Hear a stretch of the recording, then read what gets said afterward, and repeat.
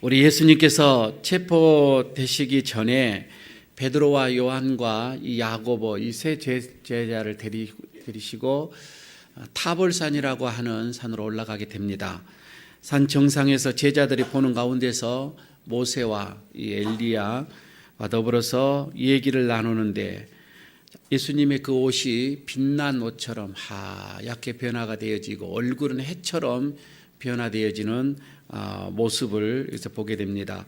예수님의 이 공생의 생활 속에서 아주 정점을 이루는 거룩한 변모가 이루어지는데 이것을 우리는 산상 변모라 이렇게 얘기를 합니다. 이거를 그림으로 그려지는 것을 한번 이렇게 사진을 이렇게 봤는데 도움이 좀 될지 모르겠습니다. 이 모습인데 이 그림을 이렇게 그리는 사람은 이탈리아 출신입니다. 라파엘로 이 산치오라고 하는 이 사람인데 굉장히 젊은 화가예요. 그런데 우리가 잘 알고 있는 이 사람은 레오나르도 다빈치하고 미켈란젤로하고 이 세 사람이서 그때 당시 르네상스의 이 3대 거장으로 꼽게 되지요. 아주 유명한 분인데 이 사람이 조금 전에 이 그림을 의뢰를 받게 되어집니다. 예수님의 그리스도의 변모라고 하는 이 제목으로 그림을 그려달라고 프랑스에 있는 나르본 이 성당이 있는데 거기에서 이 성전을 이렇게 지으면서 좀 제대 장식 그림으로 좀 의뢰를 받게 됩니다. 그리고서 이제 그 그림을 그리게 되어지는데 그림을 그리다가 완성을 하지 못하고 이분이 이렇게 죽게 되어져요. 그리고는 이 그림을 그리스도의 본묘라고 이 그림을 완성을 하는 분은 그의 제자인 줄리오 로마로라고 하는 분이 완성을 하게 됩니다. 한번 여러분 이 그림을 가만히 구성을 보게 되면 두 분류로 이렇게 나눠져 있죠. 위에는 그리스도의 변모라고 하는 이름으로 그려져 있고요. 그리고 밑에 그림은 또 다른 그림의 그 제목입니다. 혹시 여러분 오른쪽에 보게 되면 아이 하나가 이렇게 보이게 되어지는데 아이가 굉장히 놀란 모습으로 있는데 이 귀신 들린 아이죠. 그래서 더러운 영이 들린 아이라는 내용으로 아랫단에 이 그림을 그리게 됩니다. 아마 이 변모산상에서 예수님이 내려오시고 산에서 내려오시고는 귀신 들린 아이를 고치는 게 바로 성경 뒤에도 이렇게 나와 있거든요. 아마 그 성경을 생각을 하시면서 아마 이 그림을 이렇게 그렸던 것으로 봐집니다.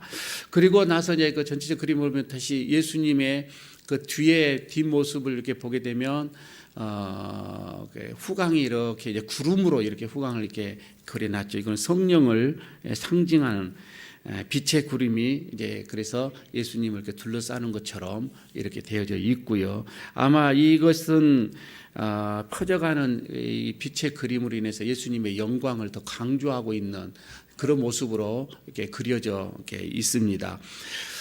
그리고 예수님께서 지금 저 모습을 앞에 그 모습을 보면 예수님이 이 양손을 이렇게 들고 있는 이 모습, 이거는 예수님께서 장차 십자가에서 고난을 받으실 것과 그리고 다음에 부활의 영광을 상징을 하는 것으로 제 그림을 저렇게 그려놓고 있습니다. 그리고 나서 이제 예수님의 이 양 옆에 지금 보게 되면은 왼쪽에는 모세고 오른쪽에는 이 엘리야가 되어 있는데 구약과 신약이 지금 만나는 그런 장면이지요. 지금 그 왼쪽에 있는 이 모습, 이 모세에는 서판을 지금 이렇게 껴안고 들고 있는 이 모습이고요. 그리고 오른쪽에 있는 이 엘리야는 예언서를 들고 있는 그런 모습으로 그러면서 예수님을 이렇게 바라보고 있죠. 이렇게 지금 이거는 율법을 하나님으로부터 이제 모세는 받았던 그리고 이제 그 율법을 공포를 했던 창시자잖아요. 그래서 율법의 이 대표자로 이 모세를 보였고, 그 다음에 예언자들의 모든 예언자들의 선지자들의 대표로 이 엘리야를 지금 그래서 예언서를 이렇게 들고 예수님을 바라보는데, 이거는 무엇을 말하느냐면은 이런 예수님 하나님의 아들로서 율법을 주시고 그리고 선지자들을 이렇게 보내시는 그런 그리스도의 지금 빛을 이렇게 보고 있다, 뭐 이렇게 해석을 하면은 좋을 것 같습니다. 그리고 나서 그분들이 지금 대화를 나누고 있는데, 그 대화는 예수님의 고난, 그리고 십자가에서 죽으심, 그리고 부활, 이런 대화를 저기서 나누게 됩니다. 이거는 조금 이따 또 자세하게 말씀드리도록 하겠습니다. 그리고 나서 지금 여러분들이 보고 있는 그 예수님의 그 밑에 보면은 예수님의 그 세 제자가 이게 있죠. 그런데 그 가운데 있는 제자가 바로 그 베드로예요.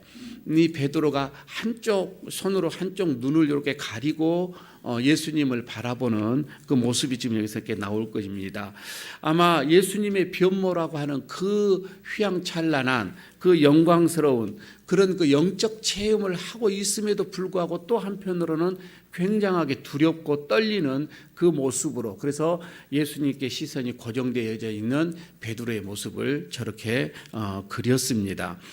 이거는 예수님께서 저렇게 변모하는 그 모습을 제자들에게 보여주시는 다분한 그 이유가 있습니다. 그냥 보여주시는 것이 아니고, 이거는 순환과 어떤 이런 죽음을 통하여서 부활의 어떤 그 영광이 누리게 될 것이라고 하는 것을 제자들에게 어떻게 보면 미리 지금 보여주고 있는 그런 상황이죠. 어떻게 보게 되면 적어도 지금 우리에게도 보여주고 있는 말씀이죠. 이런 빛과 이런 영광은 장차 재림을 하실 때에 모든 믿는 자들도 저기에 또 동참하게 될 것이라고 하는 그런 영광의 모습을 우리에게 보여주고 있는 사실입니다. 그래서 베드로가 베드로 후서에 보게 되면 저 광경을 보고서 얼마나 가슴 속에서 타올랐는지, 베드로 후서 1장 16절에 우리는 그의 크신 위엄을 친히 본 자라, 이렇게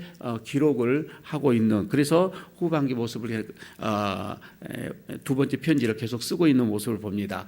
그리고 나서 하나 더 그 여담으로 이렇게 보게 되는데, 전체 우의 그림 속에서 지금 여러분들이 잘 보이지 않을지 모르겠습니다. 왼쪽에 조그만 두 사람이 앉아 있는 모습이죠. 그걸 확대시켜 보면은 지금 이렇게 저 모습으로 나오거든요. 성경에는 사실 뭐 저런 모습은 없습니다. 예수님 제자들만 이렇게 세 명만 나와 있지, 저 두 사람이서 저렇게 변모되어지는 이것은 없어요. 그런데 저 사람이 누군가 아니, 나르본 성당에서 이 그림을 그려달라고 제작을 할 때에, 그때 당시에 이 나르본 성당에 가장 존경했던 두 사람이 인물이 있었던 거이죠. 성 유스토라고 하는 사람과 파스드로라고 하는 이 두 사람을, 아마 거기에서 그 성당에서는 그 사람을 성자로 추앙을 하고 있으니까 그 사람 사진을 놓고 같이 그려달라고 해서 저 두 사람도 예수님의 변모를 보고 있는, 사실 성경적이지는 않을 겁니다. 다음에 혹시 저런 명화 같은 것을 보게 될 때는 여러분들이 그렇게 이해를 하고 봐주시면 될 것 같습니다. 오늘이 말이에요. 여러분, 우리가 교회력으로 봤을 때, 교회 달력으로 봐서는 오늘이 그래서 산상 변모 주일입니다. 그렇게 되면 이거는 굉장히 우리 교회에서 이제 그 교회에서 중요한 게 뭐냐면, 오늘의 기점으로 인해서 지금까지는 주연절에 예수님이 이 땅에 오시는 것을 계속 기념을 하면서 또 즐거워하면서 또 우리가 기뻐하면서 그렇게 생활에 오다가 이제 오늘의 이 기점으로 인하여서 사순절로 들어가게 되어집니다. 그래서 이번 주 수요일이 되어지면 제수요일에서 사순절이 시작이 되어져요. 4월 8일까지 쭉 사순절이고 4월 9일부터 고난주간 한 주간이 되어지고, 그리고 4월 16일에 부활절로 또 이런 교회력이 진행이 되어져 갑니다.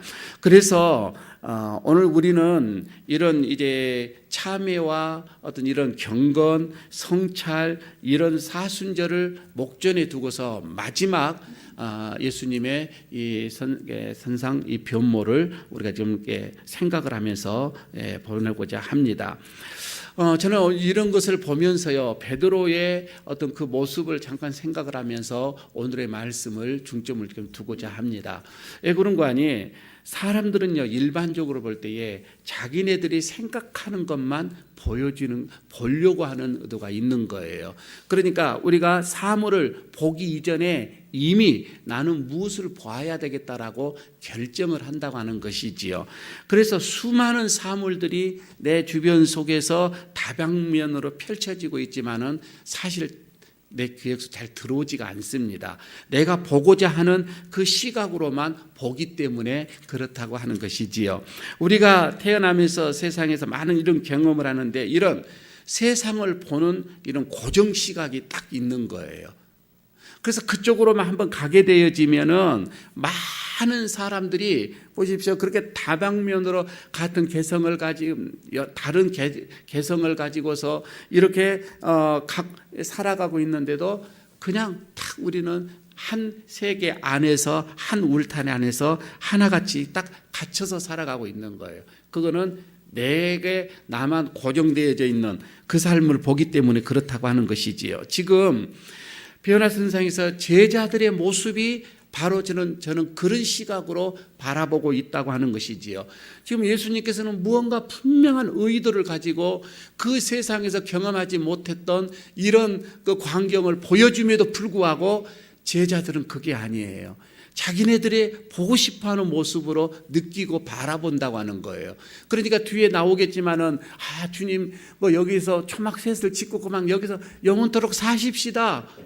아니에요. 지금 예수님은 분명한 의도를 가지고서 이 모습을 보여주고 있는데 어떻게 보게 되면 장차 너희들이 이 사명을 감당하기 위해서는 많은 어려움이 있고 많은 힘든 일이 있고 많은 고난이 다가올 수가 있는데 그러면은 봐라 이런 영광스러움이 곧 우리에게 주어질 거다. 고난 후에 이 영광이 있을 것이다 라고 하는 것을 보여주면 이 영광스러움을 체험하고서 우리가 더 무장을 하고 앞으로 내 이 사명을 더 감당하기 위한 것으로 봐줘야 본래 그 모습을 제대로 보는 건데 사실 그렇지가 않다고 하는 것이지요. 어떻게 보게 되면은 이것은 우리들의 모습과도 같은 거예요.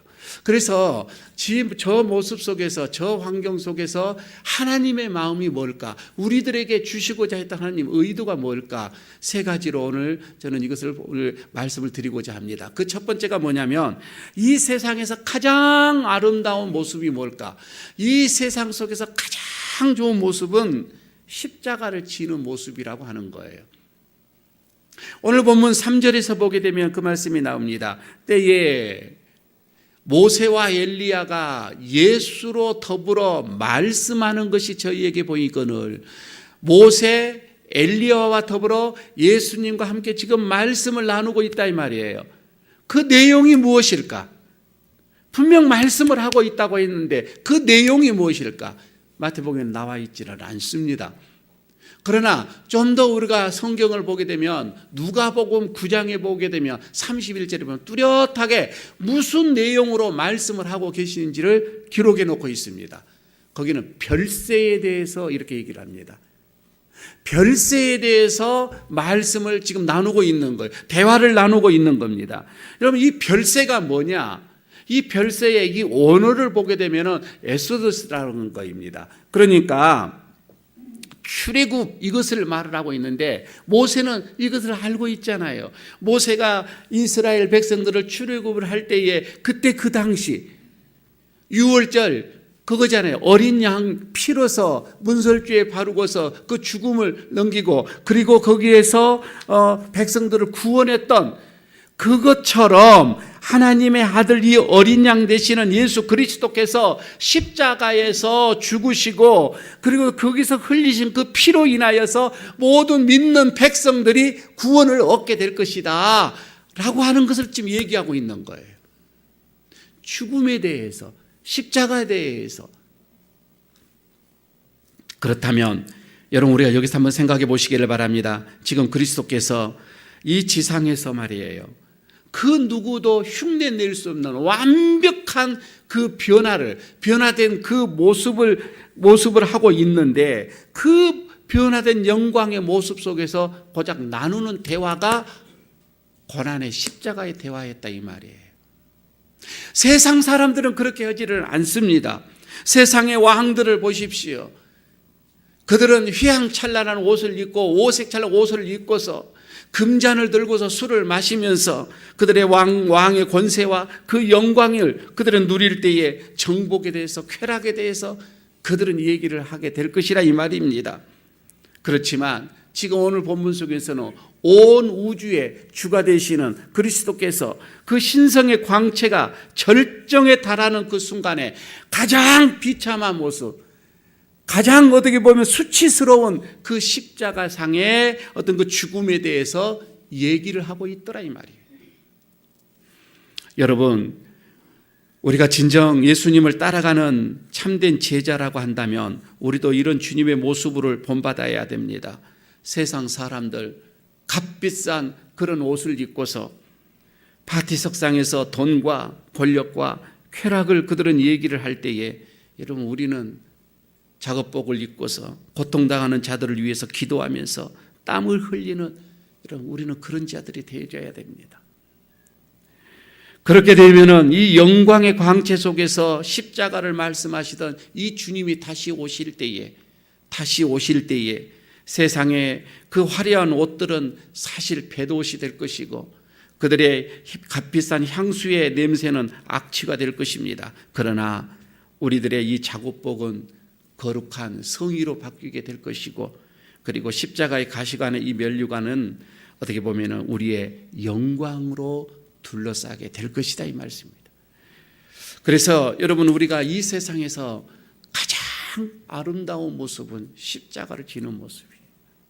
두 번째, 여기서 하나님의 의도, 말씀하시는 이 의도는, 성도는 죽어도 살아있지만은 믿지 않는 자들은 살아있어도 죽은 자들이다 이 말씀입니다. 다시 3절을 보게 되면, 때에 이 모세와 엘리야가 예수와 더불어 말씀하시는 것이 저희에게 보이거늘.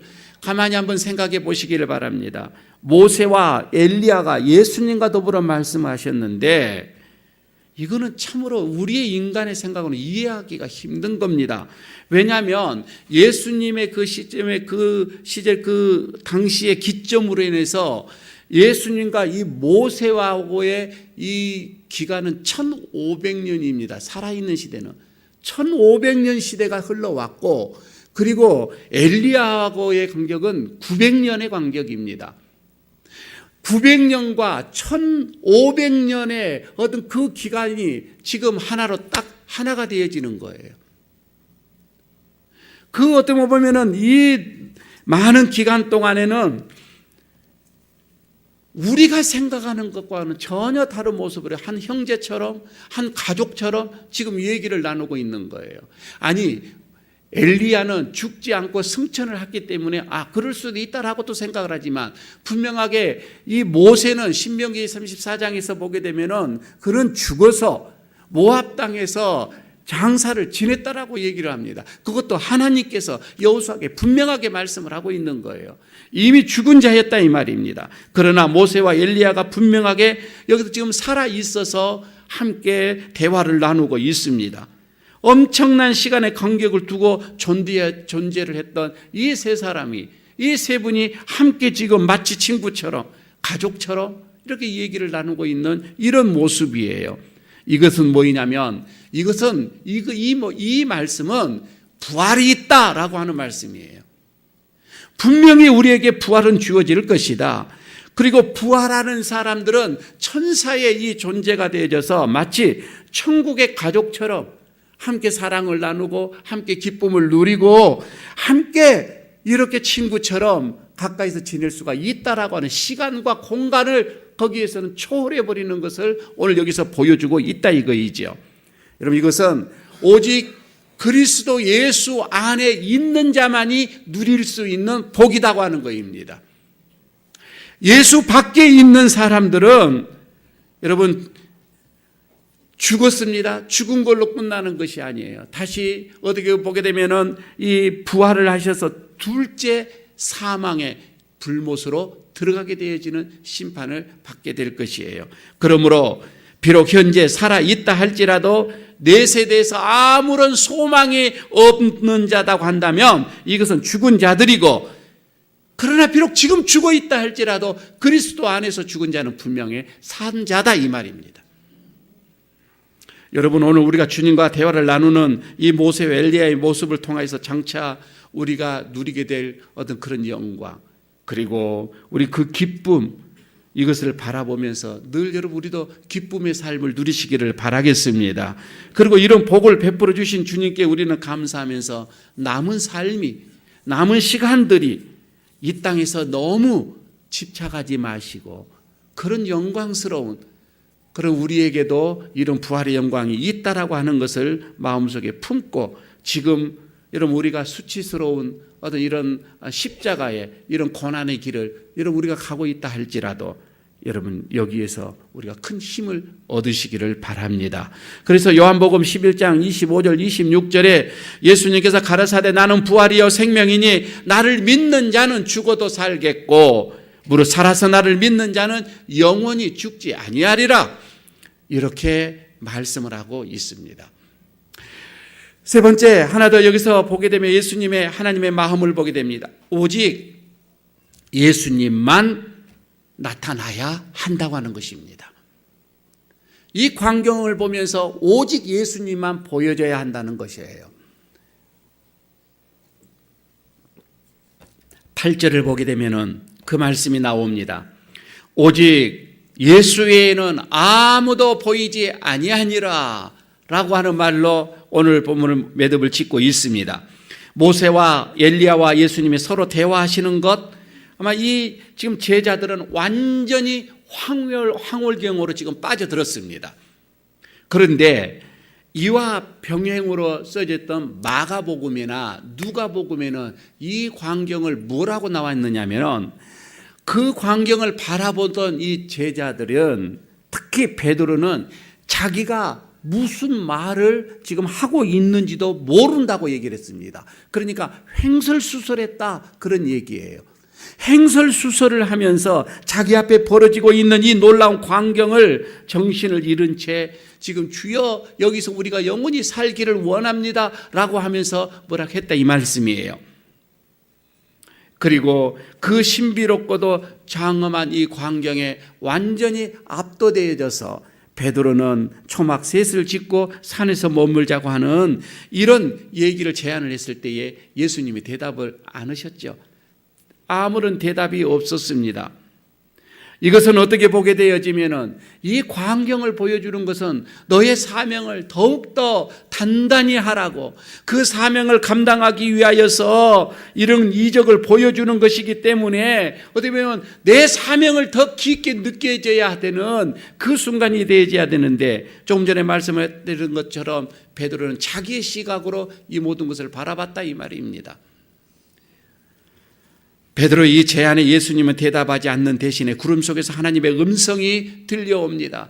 그 5절에 뭐라고 나옵니까? 이는 내 사랑하는 아들이요 내 기뻐하는 자니라, 이렇게 말씀을 하면서 너희는 그의 말을 들으라, 이렇게 말씀을 합니다. 이것은 어떻게 보게 되면 예수님께서 세례를 받으실 때 요단강에서 들려졌던 말씀이에요. 그런데 오늘 두 번째 여기서 들려지고 있습니다. 지금 여기에서 여러분 우리가 예수님을 믿고 예수님을 따르는 것이 뭐예요? 그 의미가 뭐입니까?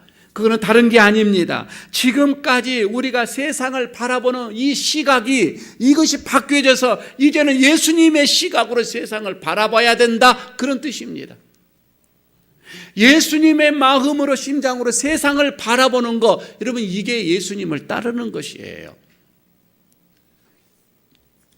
그러나 제자들은 예수님을 따랐지만 여전히 세상적인 시각에서 벗어나지 못합니다. 예수님의 그 가르침을 그렇게 받고 자라왔지만은 그들이 예수님께 기대했던 것, 그들이 선생님으로부터 기대했던 것, 그거는 가르치는 것과는 영 반대였었습니다. 그들이 보는 이 영광의 빛, 이 빛이 지금 무슨 영광인지를 알지를 못하는 거예요. 자기들의 식으로 해석을 해버리는 거예요. 우리는 제자들과 많이 닮았습니다. 예수님의 말씀을 여러분 우리가 얼마나 많이 듣습니까? 예수님의 이 고난에 대해서, 그리고 예수님의 죽음에 대해서, 예수님의 그 영광, 부활의 그 영광에 대해서도 우리는 많이 듣고 있습니다. 하지만 우리는 우리 식대로 그냥 해석을 하는 거예요. 내 식대로 해석을 받아들이는 겁니다. 그리고는 내 식대로 신앙생활을 하는 거예요. 내 식대로 살아가는 거입니다. 그러나 분명하게 오늘 하나님의 음성은 이렇게 얘기를 합니다. 너희는 그의 말을 들으라. 너희는 그의 말을 들으라. 너희는 예수의 말을 들으라. 이 말씀은 뭐예요? 예수님의 그 가르침을 받으라. 그 말이 아니겠습니까? 하나님께서 의도하신 그 말씀의 방향으로 가야 한다 이 말입니다. 이런 방식으로 우리가 지금까지는 우리의 눈으로 세상의 방식을 바라보고 내 방식적으로 세상을 살았지만은 이제는 그 방식을 끊고서 주님이 지시하는 곳으로, 주님이 지시하는 그 모습으로 세상을 바라보고 살아가야 된다 이 말씀이잖아요. 너희는 그의 말을 들으라. 이 말은 너희는 세상의 말에서 돌아서라. 뭐 그런 말씀입니다. 너희는 세상에 보이려고 하는 그 거짓된 영광에서 돌아서라. 이런 말씀이에요. 너희는 이제부터 예수 그리스도의 영광, 예수 그리스도의 그 버리심, 그리고 고난당하심, 거절당하심, 그 죽으심의 그 영광을 보라. 이런 의미가 되겠죠. 제자들이 하나님의 이 음성을 듣고서 내려오면서 비로소 바꿔지기 시작을 합니다. 그리고는 8절에 와서 보니까 오직 예수 외에는 아무것도 보이지가 아니한지라 이렇게 말씀을 하고 있죠. 그들이 봐야 하는 것 오직 여러분 예수 그리스도뿐인 줄로 믿습니다. 오직 예수님만 응시하고 예수님만 주목하고 예수님을 발견하고자 하는 그런 신앙을 여러분 우리도 가져야 된다 이 말씀입니다. 율법도 없어집니다. 선지자들도 없어지는 겁니다. 구약도 없어지는 겁니다. 예수님을 예표하던 모든 종들도 다 없어지고 오직 예수님만 보여야 한다 이 말입니다. 여러분 우리의 삶 속에서 한번 보시기 바랍니다. 예수님이 보이시던가요? 내 삶 속에서 예수님만 보여줘야 되는 겁니다. 아니 다른 사람들이 나를 볼 때 내 속에 있는 예수님이 보여져야 하는 거예요. 내가 이 언어 생활 속에서도 다른 사람들이 내 말 속에서도 예수님이 보여져야 한다는 거예요. 특히나 내가 여러분 전도한다고 하는 사람 앞에서 내 자신이 나타나서는 안 됩니다. 내 모습이 잘난 모습이 나타나서는 안 된다는 거예요. 오직 예수님의 존귀하심만 드러나야 되는 것입니다. 그래서 우리 예수 믿는 사람들은 세상에서 드러내줘야 할 것은 내가 아니라 오직 예수 그리스도 구주만 나타나줘야 될 줄로 믿습니다. 혹자는 얘기합니다. 그리스도를 따른다고 하면서 다 자기 자랑의 도취에 빠져버리는 겁니다. 자기 자랑만 하고 있다 이 말입니다. 이것은 자기의 본분을 망각하는 행위이면서도 예수님의 그 영광을 취하는 사단적인 행위입니다. 여러분 우리가 때로는 삶을 살다 보면 놀라운 내 생각 이상으로서 많은 복을 누릴 때가 있습니다. 이것을 그물이 찢어지지 않는 복을 누릴 때가 있지요. 옆에 있는 동료들을 불러서 그 그물을 걷어서 배 2배 가득 채워지는 그런 복을 누릴 때도 있습니다. 여러분 그럴 때에 우리의 눈은 그 물고기에 우리의 마음을 뺏게 할 것이 아니라 그 너머에 있는 예수님이 보여져야 된다 이 말입니다. 나에게 복을 주시는 그 너머에 계신 복 너머에 가만히 물구름이 바라보고 있는 예수님이 보여져야 한다는 거예요. 여러분 우리는 어떻게 보면 살아가다 보면 애기치 않는 영광스러운 어떤 이런 합격이랄지 가슴 벅찬 어떤 이런 일들을 만나게 되어집니다. 가슴이 설레이는 사랑도 만나게 되어집니다. 여러분 그럴 때에 우리의 마음속에는 그 너머에 계시는 그 주님을 볼 수 있는 눈이 있어야 한다고 하는 거예요. 내 몸을 여러분 이렇게 만지면서 이렇게 병이 건강한 모습 속에서 내가 열심히 관리했더니 이렇게 됐다라가 아니라 주님께서 나에게 이렇게 해주셨다, 주님이시다 라고 하는 것이 여러분 내 눈에 보여져야 된다 이 말입니다. 아니 여러분 이것뿐만 꼭 있겠습니까? 우리가 어떠한 상황 속에서도 예수님을 발견해야 되는데 우리의 육체가 있습니까? 육체 질병이 있습니까? 그 질병 속에서도 함께 하시는 주님을 봐야 하는 것입니다. 고난과 역경과 어떤 이런 시련 속에서도 함께 하시는 그 주님을 봐야 되는 겁니다. 여러분 외롭습니까? 그러나 십자가를 외롭게 지고 가시는 그 외로움 속에서 그 주님을 볼 수가 있어야 한다는 것입니다. 어떠한 상황 속에서도 여러분 우리는 주님을 봐야 되는 겁니다. 왜? 우리는 주님의 종이에요. 우리는 그분의 도구에 불과하기 때문에 그렇습니다. 저는 특별히 여러분들에게 묻고 싶습니다. 여러분 오늘 주일날 주님을 뵈러 왔잖아요. 하나님을 뵈러 왔잖아요.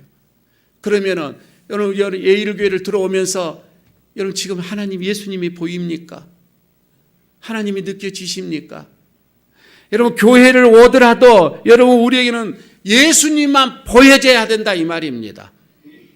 여러분 설교를 들으면서도 예수님이 느껴집니까? 예수님이 보여집니까? 예수님이 느껴지고 보여지는 설교가 여러분 그게 진짜 설교가 아니겠습니까? 그러나 아무런 예수님이 느껴지지 않는 설교는 이미 그거는 죽은 설교이겠지요. 교회에 와서 여러분 우리는 주님만 바라보여야 됩니다. 주님만 보여줘야 됩니다. 식당에서 일을 하든 화장실에서 청소를 하든 거기서 우리는 주님을 봐야 하는 겁니다. 주님을 봐야 그 교회가 진짜 여러분 은혜로운 교회예요. 그 교회가 진짜 여러분의 소망 있는 교회가 아니겠습니까? 그러나 여러분 교회에 와서 사람의 소리만 들려지고 사람만 보여지게 되어지면 어찌하겠습니까? 시험 들기 딱 좋습니다.